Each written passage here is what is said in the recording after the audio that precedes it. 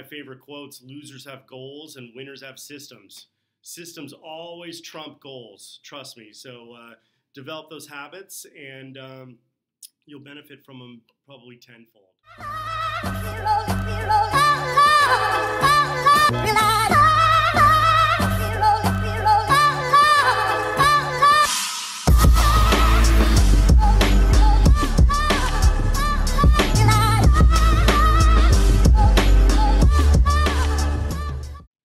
Hey everybody, this is Morgan J. Ingram here. I have Ralph Barsi on the 100th episode all the way from San Fran. What's up, Morgan? Thanks for having me. Just kidding, guys. We're actually in Atlanta here for the Rainmaker event. We're here for the 100th episode. Super excited. And we're really going to talk about how to build a brand, how to stay accountable, how to think long-term as an SDR. And so I'm going to let Ralph introduce himself and then tell you guys how he got here on this episode. What's up, everybody? So yeah, this looks like a split screen. That's why we actually are sitting next to each other. It's great to be in Atlanta. I'm Ralph Barsi. I wrote an article for Sales Hacker close to 2 years ago now, maybe a year and a half ago. Yeah. And in that article, it was about how SDRs can overcome obscurity. One of the biggest problems all of you have in our industry is not many people know who you are. So it's really important to focus on building your brand and putting value into the marketplace so that in return you become more valuable to that marketplace. So I challenged SDRs in that article and I asked, hey, if anybody's out there that wants to put together a video channel for SDRs by an SDR chronicling the day-to-day life of being a sales development rep in the industry, let's see it. So Morgan was the first one and ended up being the only one who reached out to me with, at first it was a video tweet saying, hey, I'm your guy. I'm the one who can handle this. And I was all fired up about it. And then a couple weeks later, I actually saw him in Atlanta and we met in person for the first time. And he hadn't done anything yet. And it was at Rainmaker. Yeah, it was at Rainmaker in crazy. 2016. 2016. And so I walked up to Morgan and I was all excited about the tweet he had sent, but he still hadn't, the rubber had not yet met the road and he hadn't produced anything. Yeah. So I think that was the catalyst event for him to actually, begin to execute, start filming his very first videos, and boom, here we are at the 100th episode. And as a result, Morgan's become a lot more valuable in the marketplace because he's been doing nothing but dropping little nuggets of value on each episode, having great guests, having great talk tracks, and talking about what's most important to help get all of you forward and to help you move the needle. And I couldn't be more happy for Morgan, and I'm thrilled to be here on the 100th episode. Thanks for having me. Yeah, no, thanks for coming on. Like, this is a super exciting moment. And so let's talk about, you talked about the value in the marketplace. You talked about how to build that value and give it out there. So Sure. How do you build your brand? Like, is it creating videos every single day? Is it blog posts? Like, someone right now who's like, how do I build this brand? What should they do? Yeah, so one way to do it is by doing a video, but not everybody's comfortable on a video, right? Let alone building a YouTube channel and producing episodes on a regular basis. Yeah. And that's okay. But what's really important is to find out first where your audience is. Who is it that you're trying to do business with? What audience are you trying to serve in the first place? And where they live that's where you can start to consider where you're going to do your work. So if you're a great writer, why are we not seeing more content from you? If you are a great speaker, why have we not yet seen you speak on stage or on video, for example? So I would encourage you to triple down on your strengths and start to put yourself out there. Go from A to B. You don't have to go from A to Z. Just get one episode out or one post out or one article out a little bit at a time. And over time, you can have this nice little stack of value nuggets that turn into this mountain of value for people. Awesome. And in that mountain of value, let's kind of take a deeper dive into that. So if you're good at writing blogs, should you just be doing that every single day? Should you be doing that once a week? Like, what does that look like? Like, how do I start doing this? What if I don't have time to create content? What are you saying to these people? Well, you have the same amount of time as I do, and I have the same amount of time as you do, and all of you do. So, I mean, that's just not an excuse. I think time is, it's all in the mind, and I think you definitely have time and energy and effort to gather the content that you think is going to appeal most to your audience. And of course, it helps even more if it appeals to you too. and you could write about stuff that you know is going to resonate with certain people that you want to do work with, or certain people that you work with today. So do you have to write a blog every day? I don't know. Maybe you do. Maybe you do have to write a blog article every day, and it could be in the form of a diary about how your day as an SDR went, and what you're not going to be doing next time because you fell on your face sending a particular email today, or you had a bad call. People want to hear about that stuff too. We want to hear about the failures because people are turned on by the resiliency of people getting up, dusting off, and just carrying forward. So yeah, sometimes it takes the shape of writing every single day if you need to do that. So if you're saying you don't have time, is it blocking out your schedule, removing certain things from your life? Like, how do I create more time? Yeah, so there are a couple ways to create more time. One is, in fact, I'm going to turn you on to the one-page productivity planner, and it's from Brendan Burchard. Okay. You could Google Brendan's name or Google one-page productivity planner, and you're going to get a PDF. And that PDF focuses you on, in one page, the people that need to hear from you today and the people that you need to hear from today, the projects that you're working on, project 1, 2, 3, you can't really do more than that, and the priorities that are going on. So that if you're constantly focused on those P's, the projects, the people, and the priorities, it's going to help you better shape your day, and you'd be amazed how much time you can create as a result of being ultra focused on what matters most to getting you to your goal. I love it. I love it. And yeah, guys, I think the biggest thing with brand also is kind of, Barsi said this, is that you have to be yourself, right? If you find that, hey, look, these videos are awesome and you're not good at video, like, don't consider video. I mean, I'm really not good at writing. I despise writing, but I use my videos and I transcribe my videos into written form so that people that are better, more readers can read my content. Yep. But I make the videos first because I know that's where I'm strong at. Even there's audio as well. There's also just documenting what you're doing. So I think that's really how you really build the brand, is that, like, you do the things that you enjoy and you document it. So what has life been like for you, Morgan, since you started producing this? Everything has changed. How, for the better, for the worse? For the better. For the better. Well, give everybody some examples. And I am. So, like, everything's changed in a way that, like, the respect level is different. I mean, if I wasn't making this Chronicles, Barsi wouldn't be sitting here, right? Like, you probably wouldn't be here. You probably know who I am. Probably not. No. Exactly. So, and there's a lot of people that I have as friends or mentors that it wouldn't even happen if I didn't create this show. And the reason that is that a lot of people say, hey, I have a lot of value. I know I can speak. I know I can be the guy. I know I can be a spotlight. I know I can be the star, but they don't ever show up. And everything I just said, those are shining things, right? Spotlight, star, those are shining. You have to be able to shine and actually show up, or you can't show out. Like, how are you going to show up? How are you going to show out if you don't show up? I love it, man. It doesn't make any sense. So, like, my whole thing is that, yes, so everything has changed for me for the better. People can now consider me, as you guys know, just the voice of SDRs. I've even been called thought leader, that's crazy to me. People say that I'm an expert. I'm like, what? I've just been telling people what I believe. Sure. But I'm just really passionate. I have a lot of energy towards what I do. So everything has changed, but for the better. And I have a lot more respect for that. It's because I knew that I could show up, and it's allowing me to show out. I love it, man. So this is an A player right here, and there's A players, B players, and C players. Which one are you? So A players are, for example, they're carrying moleskin journals everywhere that they go because somebody might drop a one-liner that's very valuable to them or something that they could apply in their work, and they're ready to write it down. The B players will take their moleskin journals into a meeting. They'll take a bunch of great notes, but then they won't do anything with those notes. They'll create a great library of moleskin journals in their home office, but they will have done nothing with the notes that they've taken. And then the C players are showing up, and that's all they're doing, if that is. I mean, they're not even... There is no notebook. Yeah. There are no notes. They're just kind of hoping they have a great week. They're the ones who are wandering through the week, wondering why no one's responded to their emails or their phone calls. They just hope they have a good quarter, hope they make quota. So don't be the C player, be the A player. Demonstrate yourself like Morgan has, and you have to absolutely execute and apply what it is that you learn. Okay, don't just learn it. It just doesn't do anybody any good if you just learn the content. Right.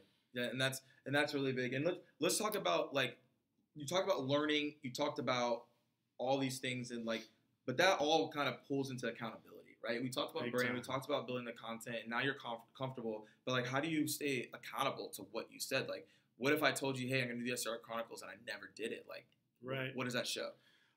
So when I think of accountability, one of the people that I know you admire as well is Grant Cardone. And what Grant has said, and I won't be surprised if he's on this show at some point. What Grant reminds me is that I have a duty, I have a responsibility, and I have an obligation to be successful. I firmly believe that everybody out there has a unique strength and a unique gift that they were born with. And it is up to them to identify what that unique strength is and to triple down on it and to share it with the world. Otherwise, you're not doing anybody a good service. So I feel obligated, responsible, and I feel that I have a duty to do what I can do best, and that is I can help coach people, I can teach people, I love to write, I love to speak, and if I'm not sharing what I'm learning with others so that they can get on with what they need to do, then what is the point, right? We got to help each other out. I think each of us needs all of us, and all of us need each of us. And so where can you find that accountability from?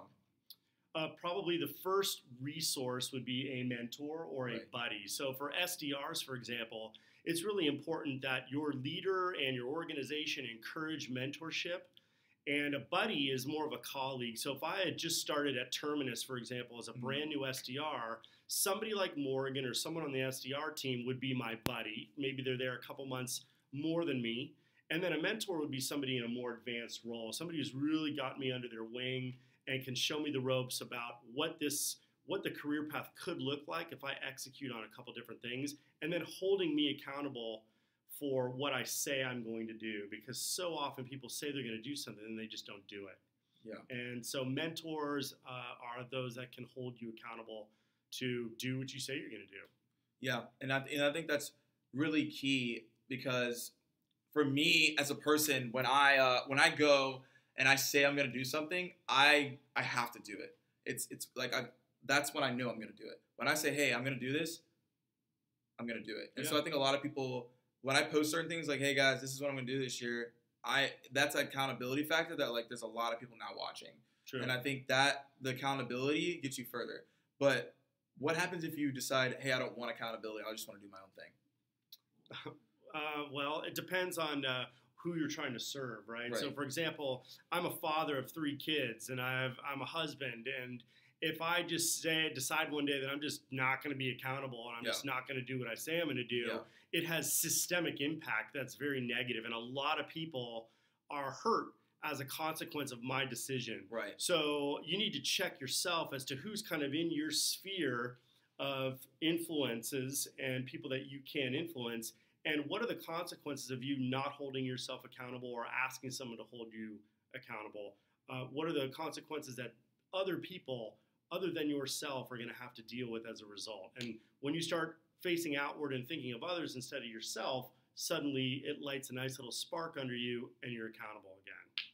Yeah, I think that's really big. And then what can you do to hold yourself accountable? There are books that you can read. Like, what should an SDR be doing to hold themselves accountable to making the calls, doing the emails, making sure they're performing? What can they be doing? Well, I think on a macro level, it's really important that they identify what their purpose is in the first place. Why are you even in the job? Why are you waking up every day and getting out of bed and showing up at this particular place? It's important, in the military, for example, I'll use the U.S. Navy SEALs as an example. They have what's called a trigger, and that trigger is a vision of a person or people or a place or something that they're aspiring to become in the future that they hold near and dear to their heart and as a visual in their mind, so that when they go through the deepest, darkest, roughest times, it's that trigger that's going to pull them through those tough times. And that is a great way to hold yourself accountable, is when you start thinking about whatever it is that purpose is or that trigger is. It could be your family, it could be friends, loved ones, it could be maybe a role you want to have at some point where you can help more people. If you keep that vision in mind during the tough times, that's going to hold yourself accountable real easy. Yeah, and I think that's really huge. And I kind of want to talk a little bit something that's not accountability and talk about long term. You said you were talking about, hey, the things you need to do, to get to that next step. Yeah. I think at least I've seen it. I knew as an SDR role, I knew I could not focus on this as short term. What do I have to do this week to hit quota? What do I have to do today to make sure that I get my calls so my boss stays off of me? I think that mindset is a losing mindset. So how can you get a long-term mindset? Oh, sure. Well, it starts with engineering a vision of where you want to be by a specific time and make it specific. I really mean like go from X to Y in 7 months or in 17 months or in 8 years. Life is not short, life is long. So you've got plenty of time to play the long game, but it requires continuous, constant execution, discipline, daily habit, because it's brick by brick and point A to point B that's going to actually get you to that ultimate vision that you've engineered for yourself. Awesome. And so with that long term, why are people thinking short term? Like, where's the issue there? Ooh, that's a good one. Let me think through that one, because I think we live in a really rushed world. We're dealing with a deluge of information being thrown at us on a minute by minute basis, and we grow impatient with things. And I think over time you kind of shape a mindset of temporary, fast, quick, let's go, and then you lose sight altogether of what that long-term vision is. So I think maybe the world we live in and technology kind of lends to that type of mindset. Is it more so like, let's try to stay away from the people who are short term, find people who are long term? Like, what do you think the pool is there? Well, that's a personal choice. I like to hang out with people who are in it for the long haul. Yeah. I'm the same way. Yeah, I mean, if people have a vision that they're trying to accomplish and they're patient and diligent and willing to put in the time and the work to get to that longer term vision, I'm down. I mean, that's my type of person. Yeah. So, because I think what happens is that I think law of association, right? Like the people you hang around, like show me your friends, I'll show you your future. That type of quote. Like, I think that's what kind of dives into short term. I think that if you hang with people who are like, oh yeah, I gotta do this to hit my quota for this week, and that's all you guys talk about, then you are short term. Sure. You're not thinking like, oh wait, I can be really good at this role. It's actually gonna help me be a good, leader. I can be really good at this role. I can actually use it and leverage it to give out value, right? Like we're doing right now. Or like I'm doing an SDR role. It's gonna help me be like a really good salesperson. Yeah. I think that people are short term, as in like, and this is, we can talk about this. There's 2 questions here. Yeah. Like the SDR to AE. Mm-hmm. People are like, I want to be an AE right now. Sure. It's like great. Let's talk about that real quick. Yeah. So the SDR to AE role is unique. Most SDRs want to become account executives. They want to carry quota. They want to close deals. But you must master the craft of sales development before you get into the account executive role. And I'll tell you why.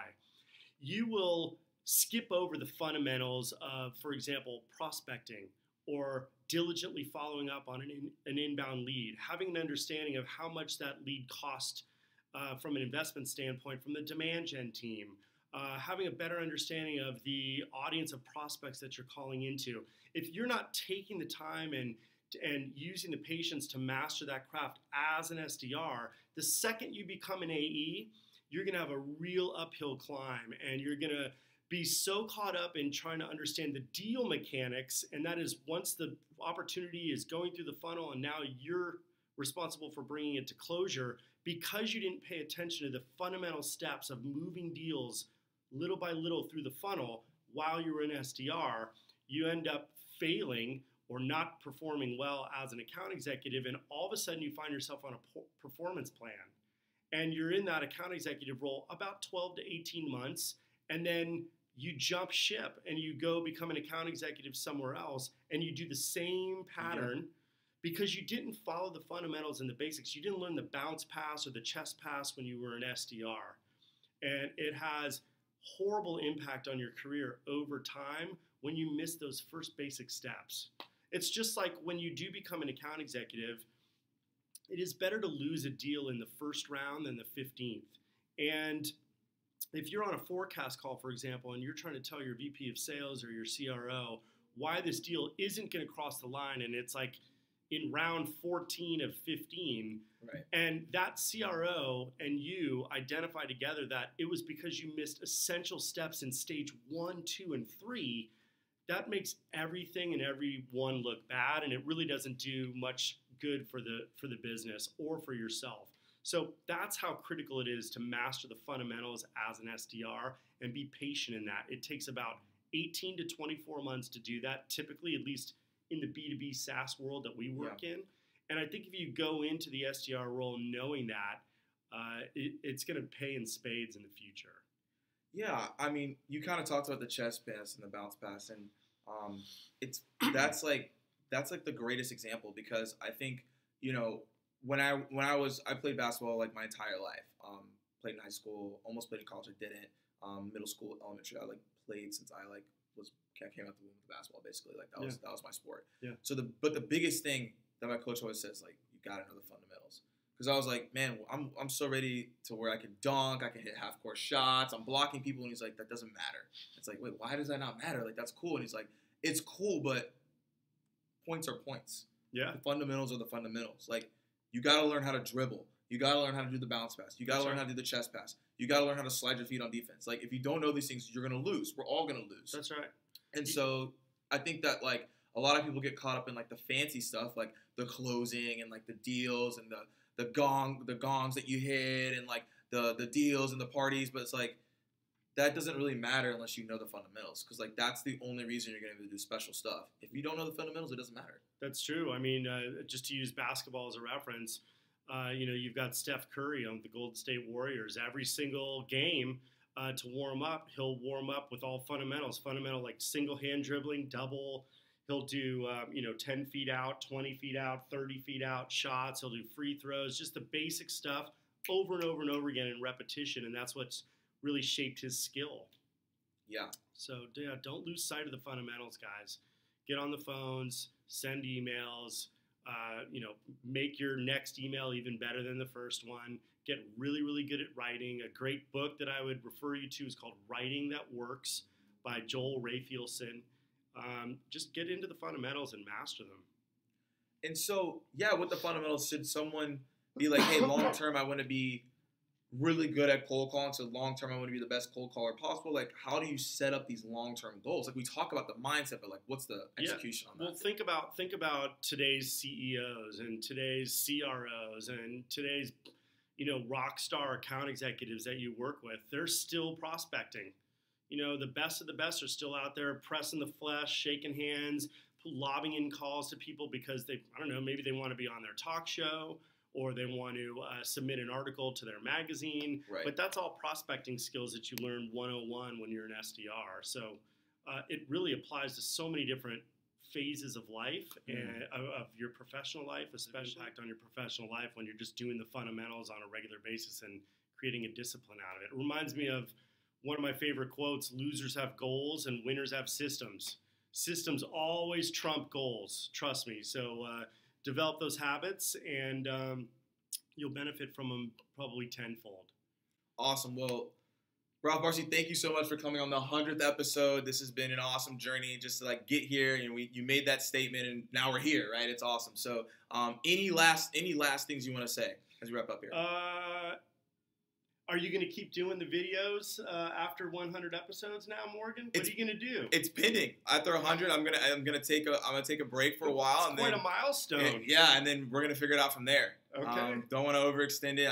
My goal was 100 ever since Ralph was like 100. I was like, I'm going 100. So we'll see what happens past that. It could be some other thing that happens, or it could be something different. But I'm just super excited to have gotten here to 100 and provided all this content for you guys thus far, and we will see where the future holds. Cool. Well, thanks for doing this for everybody, and thanks a lot for having me. It's been an honor and a pleasure, and keep doing what you're doing, Morgan. Yeah. Thank you so much. All right, guys. See ya. See ya. Keep dialing. Later.